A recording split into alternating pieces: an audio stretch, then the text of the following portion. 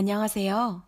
우리 채널 오시기를 환영합니다. 오늘의 사연을 소개하겠습니다. 우리 가족은 지방도시에 살고 있습니다. 저는 그곳에서 공무원 생활을 하고 있었어요. 우리 가족은 홀어머니와 남동생 부부가 있습니다. 저는 결혼했다가 1년도 안 돼서 이혼을 했습니다. 이혼 사유는 다 제 잘못이었기에 입이 10개라도 할 말이 없네요.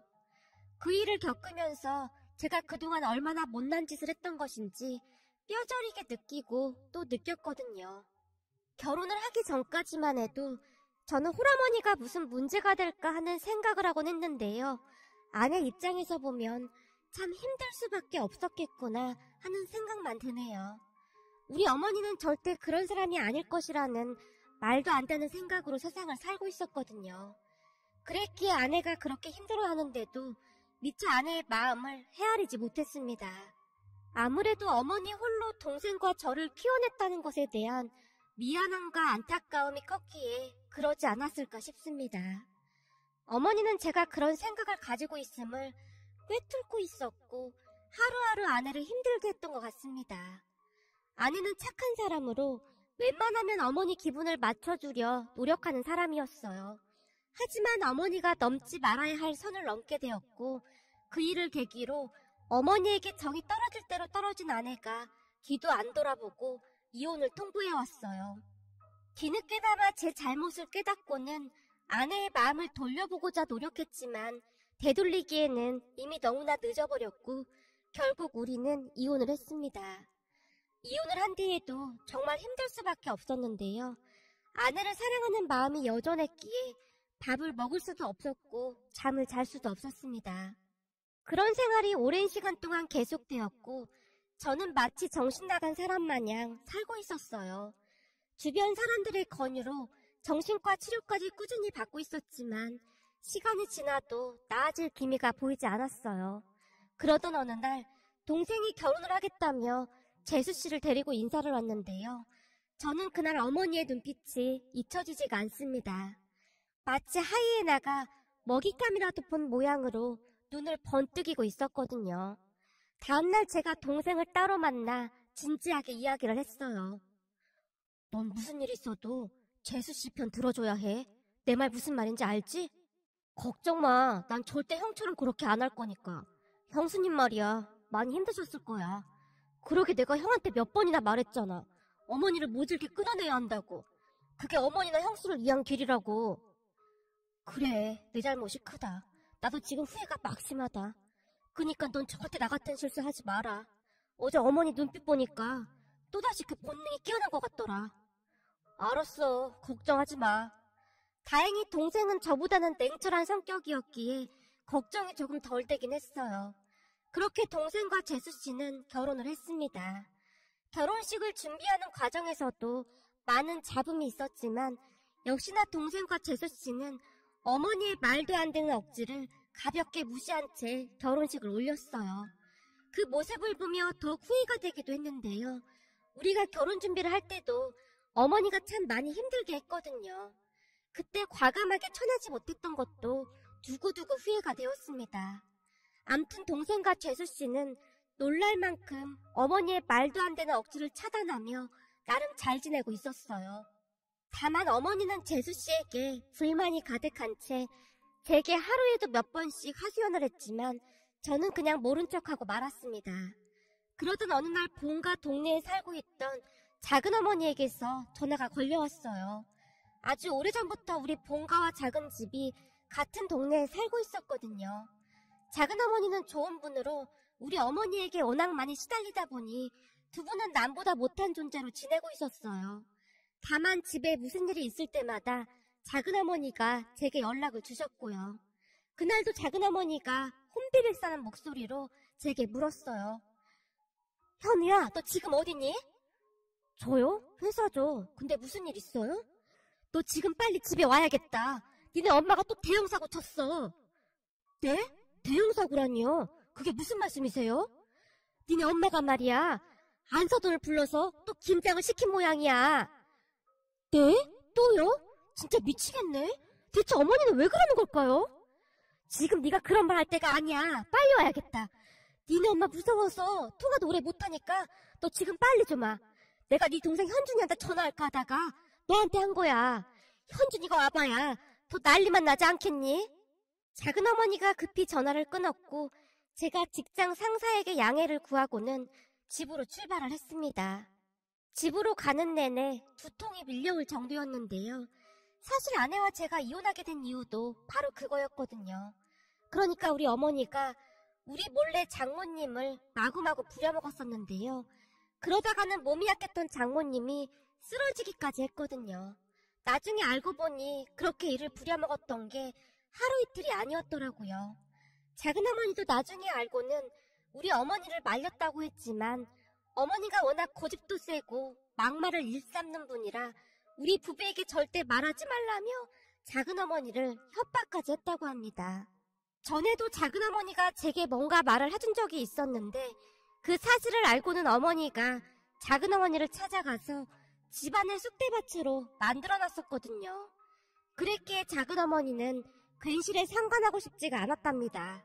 한마디로 우리 어머니랑 절대 엮이고 싶지가 않았던 것이죠. 그런데 그날은 도저히 안 되겠던 모양이었는지 작은 어머니가 다급하게 전화를 한 것 같았어요. 그렇게 급히 운전을 해서 어머니 집으로 갔는데요. 동네 사람들이 어머니 집 담을 에워싼 채 구경을 하고 있었어요. 급한 김에 제가 대문을 힘껏 걷어차고는 집 안으로 들어갔는데 집 안에 들어서자마자 경악을 하고 말았답니다. 세상에나 마당이 난장판이 나 있었어요. 이미 김장은 끝난 모양인지 김치통에 김치가 담겨져 있는 것도 있었고 또 다른 김치통과 김치가 마당을 굴러다니고 있었는데요. 김장김치가 여기저기 막 굴러다니고 있었다고 생각하시면 될 것 같네요. 거기다 두 분의 모습도 눈뜨고 볼 수가 없었는데요. 두 분 다 김치국물 범벅이 되어 있었거든요. 제가 놀라서 그 자리에 얼어붙은 채 넋을 놓고 있었는데 저를 보자마자 어머니의 목소리가 높아졌습니다. 아니 사돈이란 사람이 뭘 그렇게 빡빡하게 굴어? 김장 좀 도와준다고 돈을 달라니? 이게 엄나라 법이야. 사돈 말 한번 잘했소이다. 저한테 사돈이 먼저 전화했었잖아요. 일당 줄 테니 와서 김장 좀 도와달라고요. 근데 갑자기 왜 말을 바꾸느냐 그 말입니다. 그래서 내가 김장김치 한 거 좀 나눠준다고 했잖소. 옛날에는 다들 그렇게 살았는데 말귀를 못 알아먹고 계속해서 돈을 달라는 게 말이나 되는 소리냔 말이요. 우리 집은 일찌감치 김장 끝내서 가져갈 필요가 없다는데 왜 자꾸 김치로 가져가라고 하는 거요? 내가 오늘 여기 오자마자 사돈한테 물었잖소. 오늘 일당 받고 하는 거 맞냐고요. 그랬더니 맞다고 했잖아요. 근데 이제 와서 왜 딴 말을 하느냐 그 말이요. 내가 언제 그랬어? 증거 있어? 이 옆엔 내가 어디서 있지도 않는 말을 지어내고 있어. 어머니가 가소롭다는 듯이 사돈 어르신에게 소리쳤어요. 내가 이럴 줄 알고 다 녹음했소이다.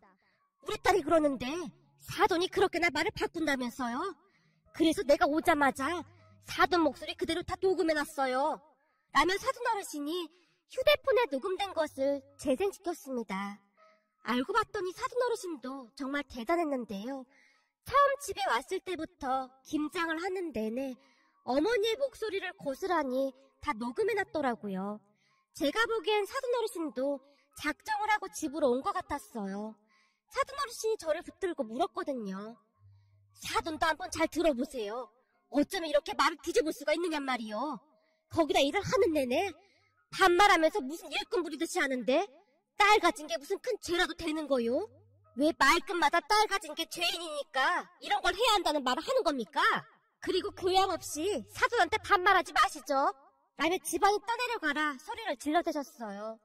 녹음된 목소리에는 정말로 그런 말들이 새어나왔는데요. 어머니가 사돈 어르신에게 그러니까 아들을 낳았어야지. 딸을 낳으니까 이 생고생을 하고 있는 거 아니야. 딸 낳은 당신 업보라고 생각해. 라는 말을 몇 번이나 하고 있었어요. 사돈 어르신이 녹음된 것을 아주 큰 소리로 틀어놔서 동네 사람들까지 다 들릴 정도였기에 여기저기서 수근거리는 소리가 들리기 시작했습니다. 아니 어디 사돈한테 반말을 해? 그리고 딸 가진 게 왜 죄야? 아주 고닥다리 생각을 하고 있구만. 그러게. 그러니까 큰 며느리가 1년도 못 살고 이혼했지. 그때 큰 며느리 엄마한테는 더 했잖아. 아주 독종 중에 독종이네. 근데 작은 며느리 엄마는 아주 보통 내기가 아니네. 내가 보기엔 임자 제대로 만난 것 같구만. 마치 재미난 구경거리라도 생겼다는 듯이 동네 사람들의 목소리가 담벼락을 넘어서 고스란히 들려왔습니다. 그 순간 제가 이성을 잃고 말았는데요. 김치가 담겨있던 김치통들을 마구마구 마당에 집어 던져버렸어요. 왜 이딴 걸 사돈 어르신한테 시켜? 엄마가 사람이야? 그때 우리 장모님한테도 난리를 쳐놓고는 엄마가 사람이냐고. 아들, 너 지금 엄마한테 뭐 하는 거야? 다른 사람도 아니고 네가 엄마한테 어떻게 이럴 수가 있어? 그 소리도 다 지긋지긋해. 내가 엄마 때문에 이혼까지 했는데 어떻게 또 이럴 수가 있어? 네가 이혼한 게 왜 내 탓이야? 네 마누라가 대바라져서 그런 거지. 또 오늘따라 왜 이러는 거냐? 네가 엄마 편을 안 들어주면 어떡해? 됐고, 더 이상 나도 엄마 이해 못할 것 같아. 엄마 이 정도면 진짜 병인 거야. 어떻게 매번 이런 짓을 할 수가 있어? 그리고 우리 집사람이 그때 뭘 그렇게 잘못했어? 아니, 잘못한 게 없긴 왜 없어. 감히 며느리게 시댁에 와서 그 난리를 쳤는데. 그건 엄마가 장모님 일 시켜서 장모님이 쓰러져서 그런 거잖아. 엄마 진짜 안 되겠다. 그럼 뭘 잘못했는지 전혀 모른다는 거네? 나도 이제 엄마 얼굴 안 보고 살 테니까 그런 줄 알아. 만약에 직장까지 쫓아와서 또 한 번 난리치면 바로 사표 내고 사라져버릴 테니까 그런 줄 알아. 아들, 네가 엄마한테 어떻게 이럴 수가 있어? 넌 엄마 아들이잖아. 엄마가 니들 어떻게 키웠는데? 어떻게 키우긴 뭘 어떻게 키워? 아버지가 남겨준 돈으로 떵떵거리면서 키웠지. 엄마 그러는 거 아니야. 돈 좀 있다고 사람을 그렇게 막 부려먹고 그러는 게 사람이 할 짓이야? 내가 괜히 그랬어? 혼수라고 해온 것도 없어서 어디 가서 창피해서 말도 못했어. 그런데 안 그러게 생겼어? 생각해봐라. 공무원 아들을 둔 내가 왜 그런 땡전 한 푼 없는 집 애를 며느리로 봐야 하느냔 말이야. 어머니의 입에서 나오는 말들은 상상을 초월했습니다. 사실 어머니가 우리 형제를 홀로 키운 것은 맞지만 아버지가 남긴 재산이 상당히 많았기에 우리를 키우면서 돈 때문에 힘들다거나 그러진 않았어요. 오히려 재산을 가지고 주변에 갑질이랑 갑질을 참 많이도 했습니다. 한마디로 돈이 좀 있다고 온갖 유세를 다 부리며 산 거죠. 다만 어머니는 아버지가 돌아가시고 난 뒤 시도 때도 없이 우리 형제에게 세뇌 교육을 시키곤 했는데요. 이 엄마가 혼자 니들 둘 키우느라 얼마나 고생하는지 알지? 다른 엄마들 같았으면 자식들이고 뭐고 다 내팽개치고 벌써 재혼해서 혼자 잘 먹고 잘 살았어. 저 윗동네 철우 엄마도 철우 두고 재혼해서 잘 살고 있다고 하잖니? 그니까 니들은 항상 엄마한테 고맙게 생각해야 해. 알았어? 적어도 엄마가 니들 때문에 희생하고 산 거에 대한 대가는 받아야 하지 않겠냐? 그게 세상인 거야. 그니까 무조건 공부 열심히 해야 돼. 절대 엄마 실망시키면 안 된다. 무조건 엄마 말만 들어야 하고. 라는 말을 거짐 하루도 빠짐없이 하곤 했습니다. 이 세뇌 교육이라는 게 참 무서운 게 말이죠. 학교 다닐 때부터 그 말을 매일매일 듣다 보니 우리도 모르게 엄마의 말이 머릿속에 새겨져 버렸고 무조건 엄마 말을 잘 들어야 한다. 그래야 엄마가 우리를 두고 집을 나가지 않는다라는 생각으로 두려움 속에 살았던 것 같습니다. 특히나 동생보다 제가 더 많은 두려움을 느끼곤 했는데요. 우리 형제를 두고 엄마가 집을 나가버리면 불쌍한 내 동생은 어떡하지? 하는 생각까지 하면서 살았거든요. 그렇게 우리는 엄마가 시키는 것만 하고 살았습니다. 제가 공무원이 된 것도 엄마가 무조건 공무원이 되라고 해서 됐던 거였고요. 하지만 아내를 만나면서 어머니와 조금씩 틈이 벌어지기 시작했습니다. 그동안 살면서 여자에게 관심조차 없었는데 아내를 보자마자 그만 한눈에 반해버렸거든요. 아내는 작은 병원에 간호조무사로 일을 하고 있었는데요. 감기에 걸려 그 병원에 갔다가 만나게 되었어요. 후광이 비친다는 말이 있잖아요. 아내를 보는데 그 후광이 비치고 있더라고요. 그리곤 제가 아내를 쫓아다니기 시작했습니다. 아내는 홀어머니와 함께 살고 있었지만 알뜰하고 성실하게 사는 그런 사람이었어요. 우리 어머니 같은 사람과는 전혀 어울리지 않는 그런 사람 말입니다. 그리고 다들 예상하셨겠지만 우리가 결혼을 한다고 인사를 가자마자 어머니가 머리 싸매고 누워버렸습니다. 내가 너를 어떻게 키웠는데 네가 나를 배신해? 감히 저 따위 기집애 때문에 이 엄마를 모른 척하겠다 그 말이냐? 난 더 이상 살아갈 이유도 없다. 단식 투쟁까지 했습니다. 어머니의 고집을 꺾을 수 없었던 저는 결국 아내와 헤어지게 되었는데요. 헤어지고 나서 심적 고통이 너무나 컸던 나머지 일을 하던 도중 그만 의식을 잃고 쓰러지고 말았어요. 그도 그럴 수밖에 없었던 것이 밥도 잘 못 먹고 잠도 잘 못 잤으니 몸이 나만 알리 만무했겠죠. 한동안 병원에서 링거를 맞고 나아지는 듯 했지만 퇴원을 하고도 전혀 나아질 기미가 보이질 않았어요. 억지로 음식을 삼켜도 체에서 토하기 일쑤였거든요. 결국 어머니가 처음으로 제 뜻을 따라줬습니다. 우리 결혼을 정말 억지로 허락을 해줬거든요. 하지만 저는 그때 아내와 절대 결혼을 하지 말았어야 했습니다. 결혼하고 나서 어머니가 마치 미친 사람 마냥 폭주하기 시작했거든요. 우선 아내를 괴롭히는 건 그냥 일상이었는데요. 일하고 있는 아내에게 시도 때도 없이 전화를 해댔고 아내가 전화를 받지 않으면 아내가 근무하는 곳까지 쫓아가서 뒤집어 놨거든요. 문제는 아내뿐만 아니라 장모님께도 몹쓸 짓을 참 많이도 했습니다. 아내와 저 모르게 멀지 않은 곳에 살고 계시던 장모님을 수시로 불러댔거든요. 그렇게 장모님은 마치 죄인 마냥 어머니가 시키는 일을 했던 모양이었어요. 어느 날은 일을 하다가 결국 장모님이 쓰러지게 되었고 그 일로 집안이 발칵 뒤집어지고 말았습니다. 결국 아내와 장모님을 위해 이혼을 선택했다고 해도 과언이 아니었어요.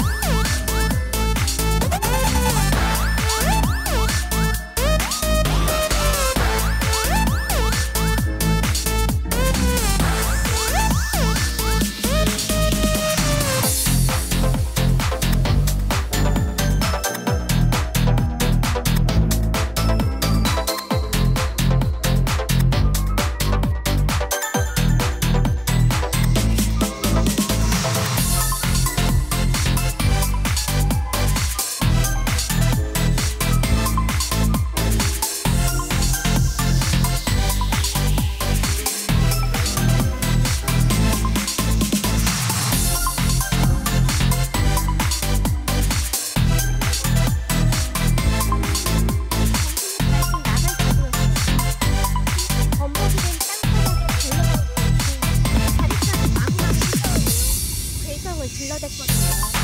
그 순간 저는 마음을 잡았다는 바람인지 알고 어르신이 그곳에 나와버렸습니다. 언제 화나 어머니에게 그때 제가 장모님이 어땠을까 하는 생각만 가졌었거든요. 그리고는 안타까웠을 때 소리 질러 몇 번이나 사과했고 정말 죄송합니다.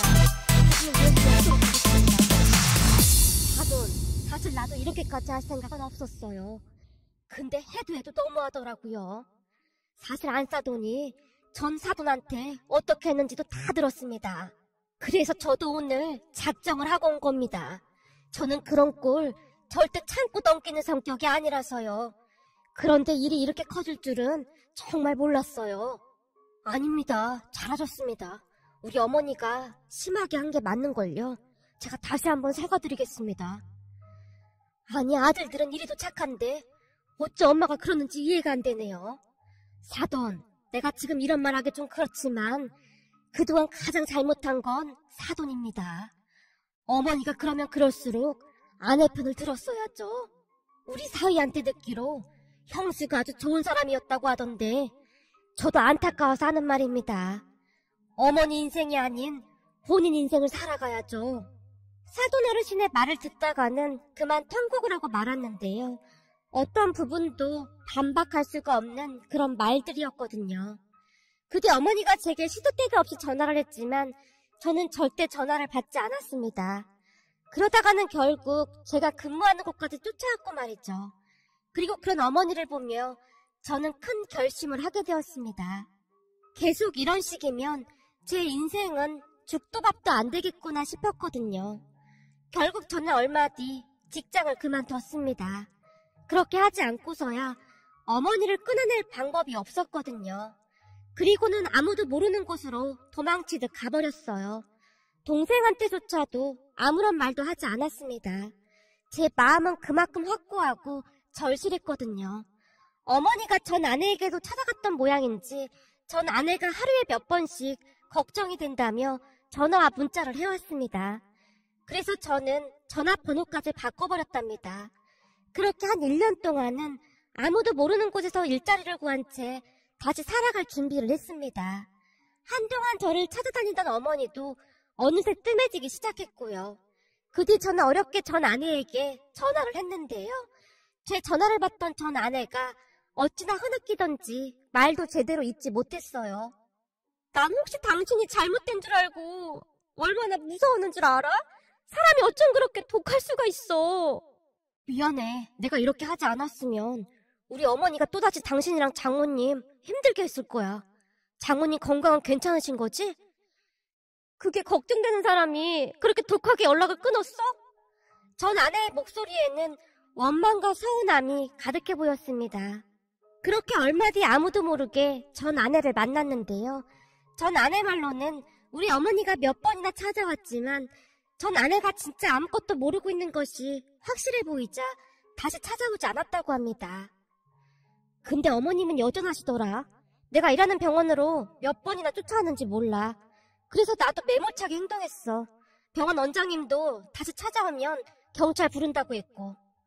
진짜 미안해. 그런데 그렇게 하지 않았음 당신이랑 장모님이 진짜 힘들어졌을 거야. 당신 마음은 잘 알아. 근데 언제까지 이럴 거야? 직장도 그만뒀다며. 당신 공무원이라고 어머님이 얼마나 자랑스러워했는데 어머님도 엄청 충격받았겠네. 공무원도 어머니가 하라고 해서 한 거지. 내 적성에 맞지도 않았어. 그리고 어머니한테 벗어나려면 그 방법밖에 없었고. 그래서 말인데 당신 내 말 잘 들어. 제가 전 아내를 뚫어지라 바라봤어요. 그리고는 다시 조심스레 입을 열었습니다. 정말 염치 없는 말이긴 한데 나 아직도 당신 못 잊었어. 우리 다시 시작하자. 그래서 내가 직장도 그만둔 거야. 그래야 당신이랑 장모님을 지킬 수 있으니까. 내가 내 동생 보면서 느낀 게 진짜 많아. 내 동생은 죽으나사나 죄수씨 편들면서 엄마한테 맞서더라고. 근데 난 왜 그렇게 못했나 자책 많이 했어. 이제부터는 내가 당신이랑 장모님 지켜줄게. 나한테 다시 한번 기회를 주면 안 될까? 어머님한테 당신은 남편이자 아들이었잖아. 근데 그럴 수 있겠어? 이미 마음 정리 끝났어. 우리 어머니 돈도 많아서 사시는 데는 큰 불편도 없을 거야. 내가 지금 자리 잡은 곳에 가서 우리 셋이 다시 시작하자. 나 일자리도 구했어. 다행히 아내도 제 뜻을 따라줬기에 우리는 다시 재결합을 할 수 있었습니다. 그리고 한참 나중에 동생과도 통화를 했는데요. 동생에게 우리가 재결합했다는 것을 말했더니 진심으로 축하해주더라고요.